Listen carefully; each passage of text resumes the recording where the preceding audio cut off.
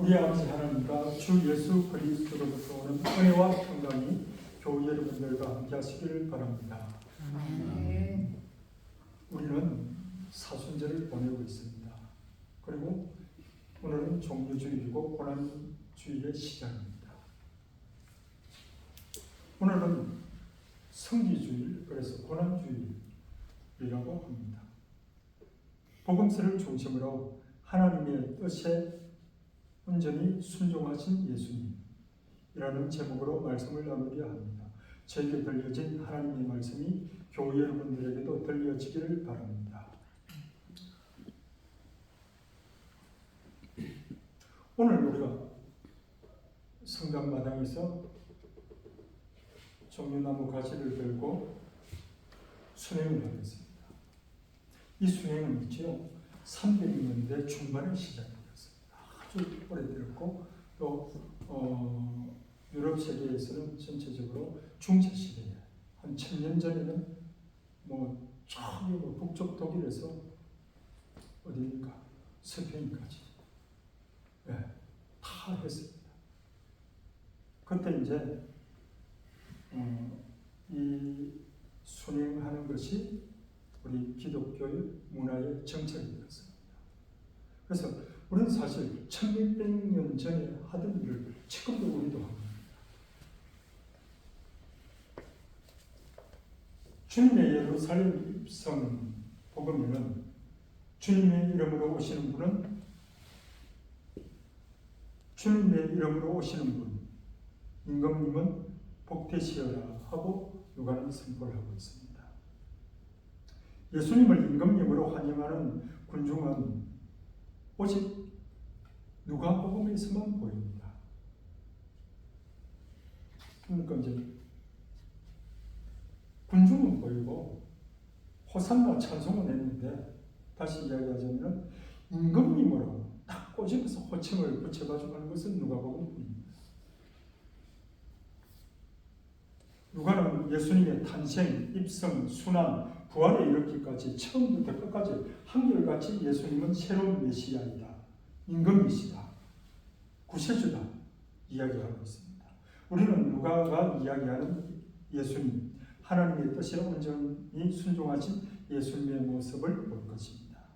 유월절 만찬을 거행하면서 예수님께서는 제자들 가운데서 12제자에게 성김과 종으로 살아야 한다는 가르침을 주시고 사단이 덤벼들어 공동체를 크게 위협할 것이라는 말씀을 합니다. 동시에 예수님은 시몬 베드로에게 너와 너의 믿음이 흔들리지 않도록 기도한다 약속을 줍니다. 예수님은 겟세마네 동산에서 죽음이 임박한 두려움 앞에 철저하게 피눈물 흘리며 고뇌합니다. 그 고난 중에 구원의 표징인 하늘의 천사가 예수님을 도우러 나타납니다. 사형 선고를 받고 신문받는 과정에서는 총독 빌라도에 의해 3번이나 무죄인이 드러났지만 헤롯 왕을 만나서는 그저 예수님께서는 침묵하십니다. 골고다를 향해 가는 길에는 여성 제자들을 만나 말씀을 주시고 마지막 십자가 위에서는 좌우에 있는 제수들을 만나시고 짧은 말씀으로 용서를 베푸십니다. 그리고 목숨과 영혼을 아버지의 손에 맡기십니다. 오늘 이게 우리가 이제 복음서에서 쭉 읽은 핵심입니다. 누가가 전해주는 주님의 순환 이야기는 예수님과 제자들이 겪는 시련과 유혹, 그리고 교회가 겪는 시련과 유혹에 초점이 맞춰져 있습니다. 누가복음은 예수님의 순환 부분에서 그러한 유혹과 시련에 부닥치신 예수님을 집중적으로 우리에게 이야기합니다. 누가복음에 예수님의 순환의 때는 어떤 것입니까? 한 달 전에 설교를 했죠. 광야에서 예수님이 심을 받을 때에 어떻게 합니까? 예수님께서 물리치시니까 누가복음 4장 13절에서 뭐라 합니까? 악마가 다음 기회를 노리며 몰려간다 했습니다. 그 다음 기회가 지금 오늘 고난입니다. 광야에서는 결코 예수님을 이길 수 없던 악마가 이제 오늘 본문에서 돌아왔습니다. 악마는 이번에 예수님을 박해하는 이들의 입에다가 자기 말을 넣어놨습니다. 저는 자기가 직접 이야기했습니다. 돌로 떡이 되리라. 성경 꼭지에서 뛰어내리라 했는데 이번에는 이제 이 악마가 아주 고단수를 씁니다. 사람들 입에다가 자기 말을 심어놨어요. 그러니 어떻게 합니까? 네가 유대인의 임금이라면 아주 오늘 본문에서 또 제수도 뭐랍니까? 당신은 메시아가 아니냐 이야기합니다. 너 자신과 우리를 한번 구원해봐라 합니다. 이게 사실 악마의 목소리입니다. 예수님을 조롱하고 유혹합니다. 이에 겟세마네 동산에서 예수님은 유혹에 빠지지 않도록 기도합니다. 무릎을 꿇고 기도합니다. 아버지께서 원하시면 이 잔을 저에게서 거두어 주십시오. 고뇌에 쌓여 더욱 간절히 기도합니다. 땀이 핏방울처럼 되어 땅에 떨어졌다 합니다. 예수님이 겪으신 고뇌와 기도의 순간입니다. 예수님은 죽음에 대한 두려움에 이르기까지 인간의 모든 것을 온전히 겪어내었습니다. 예수님의 뜻은 아버지의 뜻과 완전히 하나입니다. 예수님께서는 그 뜻을 지킵니다. 예수님께서는 모든 면에서 사실 우리와 똑같은 유혹을 받았습니다. 그러나 죄는 짓지 않으신 대제사장입니다. 배척을 받아 죽음을 당합니다. 사람들의 손에 넘겨집니다. 제자들은 이해하지 못합니다. 예루살렘으로 올라가 사람의 아들이 이방인의 손에 넘겨지게 될 터인데 그들은 사람의 아들을 희롱하고 모욕하고 침뱉고 채찍질하고 마침내 죽일 것이다 하신 말씀이 모두 이루어지는 그 과정입니다. 속을 태우며 괴로워하는 과정입니다. 사실은 예수님께서는 모든 유혹을 떨쳐버립니다. 그러나 예수님의 제자들은 그렇지 못합니다. 12 중에 하나였던 유다는 예수님의 적대자들, 예수님을 죽이려고 온갖 수단을 동원하는 성경사제들에게 예수를 넘겨주었습니다. 그리고 배반하였습니다. 예수님께서 제자 중 당신을 팔아 넘길 자에 관해 말씀하실 때 제자들은 그가 도대체 누구입니까? 하고 서로 묻기 시작합니다. 바로 그 자리에서 제자들은 무엇을 합니까? 누가 가장 높은 사람으로 볼 것이냐 하는 이 문제를 가지고 자기들끼리 다툼이 일어납니다. 예수님께서는 그 자리에서 베드로에게 사단이 너를 밀치는 체질할 것이다 합니다. 그러나 나는 너의 믿음이 꺼지지 않도록 너를 위하여 기도하였다 하십니다. 이때 베드로가 주님, 저는 주님과 함께라면 감옥에 갈 준비도 되어 있고 죽을 각오도 되어 있습니다 하고 응답하지만 예수님께서는 다시 그에게 몇 시간도 채 안 돼요. 오늘 닭이 울기 전에 너는 3번이나 나를 모른다 할 것이다 합니다. 제자들이 유혹에 떨어지는 모습입니다. 이 모습은 제자들이 예수님을 배반하는 모습입니다. 예수님의 모습은 유혹에 맞서 싸우기 위해 기도해야 하고 아버지의 말씀을 들어야 하고 거듭 아버지의 이름을 외쳐야 하고 그래서 천사가 하늘에서 나타나 그분의 기운을 북돋아 드립니다. 그래서 힘을 얻어서 계속 하나님과 하나 되는 길을 찾아갑니다. 그렇게 해서 예수님께서는 마지막에 그동안 수없이도 얼마나 많은 기도를 하였겠습니까? 예수님. 아버지, 제 영혼을 아버지 손에 맡깁니다. 하고 기도합니다. 제자들은 이것을 전혀 모릅니다. 예수님께서는 어둠이 권세를 떨칠 때에도 몸소 용서를 베풉니다. 그 장면이 나왔지요. 한 무리가 예수님을 잡으러 왔습니다. 왔으니까 예수님 둘리 있던 사람 중 한 사람이 예수님을 지킨답시고 칼을 빼어가지고 대사제의 종을 쳐서고 오른쪽 귀를 딱 잘라버렸어요.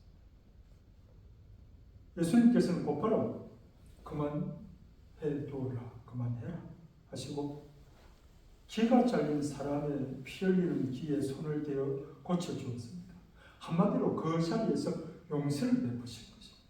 이는 바로 숨길 수 없는 용서입니다. 대제사장 집마당에서 베드로가 3번이나 예수님을 모른다고 부인하니 그 다음 장면이 뭡니까? 예수님께서 몸을 돌려 베드로를 바라보신다. 두 사람은 마주쳤습니다.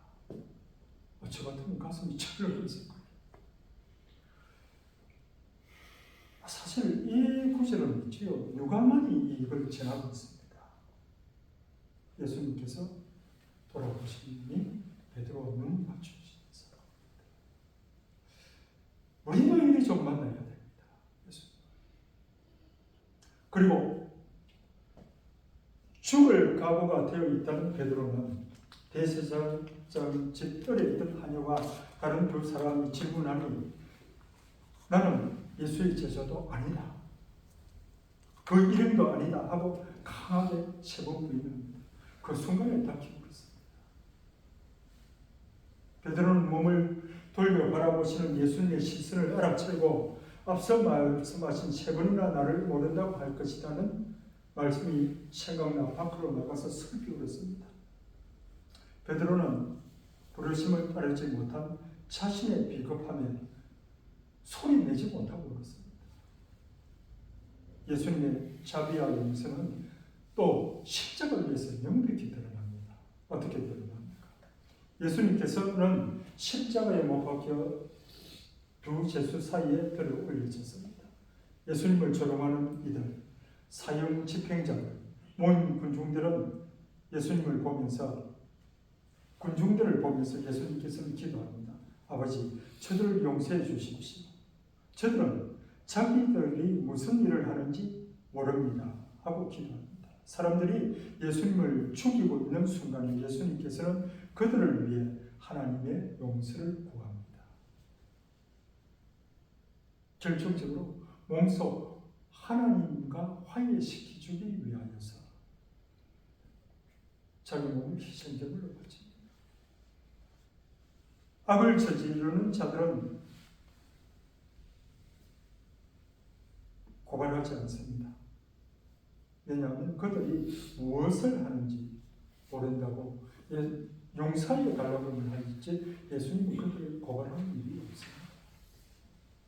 예수님과 함께 못 박힌 두 제수 중 하나가 당신은 메시아가 아니고 당신 자신과 우리를 구원해 보시오. 예수님을 모독합니다. 또 다른 제수는 자기가 저지른 짓에 합당한 형벌을 받는다는 것을 알고 예수님은 아무런 잘못도 하지 않으셨다 하면서 예수님, 선생님의 나라에 가실 때에 저를 기억해 주십시오. 예수님께서는 대답합니다. 너는 오늘 나와 함께 저 나그네에 있을 것이다. 합니다. 교회 여러분, 지금은 있지요. 시간의 끝도 아닙니다. 종말 아니라는 이야기. 지금은 이 순간 시간의 끝도 아니고 또 그렇다고 재림의 때도 아닙니다. 우리는 그 가정에 있습니다. 이처럼 예수님께서는 자신이나 제수의 죽음 자체에 머물도록 하지 않습니다. 죽음을 넘어 참된 하나님의 생명으로 들어가도록 예수님께서는 통로로 삼습니다. 주 예수님은 죽음으로 죽음을 물리칩니다. 이제 말씀을 맺겠습니다. 결론이 중요합니다. 이 복음의 내용들이 누가가 우리에게 전해주는 예수님 순환에 관한 교수님 글이 이야기하는데 그림을 갖고 이야기했어요. 성공의 신부들이 다 들으면 사실 이건 한 장면의 그림입니다. 이콘들입니다. 성화입니다. 누가는 더 나아가 십자가에 달린 예수님 모습, 하나님의 모습을 바라보며 명상하는 모습까지 누가는 기록하려고 애를 씁니다. 그리스도인의 이 기도, 명상은 십자가입니다. 십자가에 달리신 주님을 바라다 보면 주님께서 가신 길을 명상하다 보면 회개와 회심으로 넘어가는 길을 우리는 따라가게 됩니다. 예수님께서 십자가에 달리시고 죽음을 맞는 모습을 본 군중은 모두 예수님께서 어떻게 그 모든 폭력적인 죽음을 당하게 되었는지, 또 어떻게 한없는 용서를 베푸셨는지 그 광경을 보고 가슴을 치며 돌아갔습니다. 예수님의 모든 친지와 갈릴리에서부터 그분을 따라온 여인들도 멀찍이 서서 그 일을 지켜보았습니다. 그러면 우리는 어떻게 이 일을 지켜봅니까? 저 같은 경우에는 십자가의 옆에서 본 그 그림을 또 보고 있습니다. 이콘을 봅니다. 이것이 바로 우리가 십자가를 바라보는 명상길입니다. 십자가의 광경을 바라보고 있던 백인 대장은 하나님을 찬양하며 정녕 이 사람은 의로운 분이셨다 말합니다. 이교도인 백인 대장은 죄 없는 의로운 분의 죽음에서 정녕 하나님의 아들이신 그분의 영광을 알아모시는 은총을 입었습니다. 십자가를 바라보는 간상기도입니다. 우리도 하나님 안에서 십자가를 바라보며 주님과 일치의 길로 나아갑시다. 영원하신 하나님께서 지극한 사랑으로 외아들 예수 그리스도를 이 세상에 보내시고 십자가의 고통을 당하게 하셨습니다. 사람이 되신 성자께서 하나님의 뜻에 온전히 순종하신 것처럼 우리도 주님의 뜻을 따라 주님과의 일치로 나아갑시다. 그리하여 마침내 우리 모두 영광스러운 부활에 참여하시기를 기원합니다. 아멘.